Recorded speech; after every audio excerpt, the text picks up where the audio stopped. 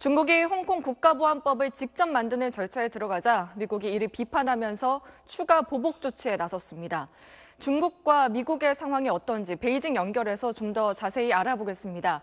정상엽 특파원, 미국이 중국 회사와 기관들을 추가 제재 대상에 올렸다고요?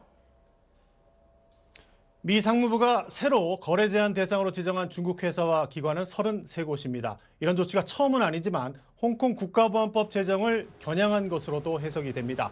이 백악관에서는요, 이 중국이 큰 대가를 치를 것이란 말이 나오는데요. 특히 이 홍콩에 대한 특별지위 박탈 가능성이 언급되고 있습니다. 이 트럼프 대통령은 지난해 11월 홍콩 인권법에 서명을 했었죠. 이 매년 홍콩의 자치 수준을 검증을 해서 관세나 투자 등의 특별 대우를 유지할지 결정하겠다는 내용입니다. 만약 미국이 이 특별 대우를 철회하면 홍콩은 금융 허브로서의 매력을 잃을 수 있고 그만큼 이 중국 경제도 큰 타격을 받게 됩니다. 네, 미국 말고도 이 법을 반대하는 나라가 있는데 어딘가요?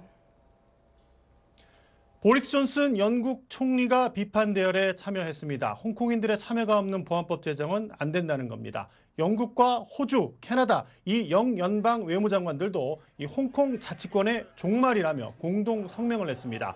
이 홍콩 시위 세력들은 대규모 시위를 예고하고 있는데요. 이 중 반중 매체인 빈과일보의 지미라이 대표는 SNS를 새로 만들어서 지금 상황은 이민을 가거나 최후까지 싸우라는 건데 자신은 후자를 택하겠다며 결기를 다졌습니다. 또 이 트럼프 대통령에게 법치와 자유의 구세주가 돼달라는 요청도 보냈습니다.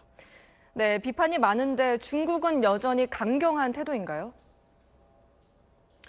지금 중국은 양회기관이죠. 홍콩 업무를 총괄하는 중국 한정 부총리가 이 홍콩에서 올라온 대표단을 만나서 홍콩 국가보안법 제정은 이미 작년 10월부터 마음먹고 있었다고 말했습니다. 이 중국 당국은 홍콩 문제는 이 중국의 내정이니까 보안법 제정은 미국이 간섭할 일이 아니라는 입장이고요. 이 미국의 도발에 말려들지 않겠다는 분위기도 있습니다. 한 관영 매체는요. 미국의 홍콩 제재 카드는 중국을 위협하지 못한다. 중국은 대응 수단도 있다는 내용의 기사를 내놨습니다. 베이징에서 전해드렸습니다.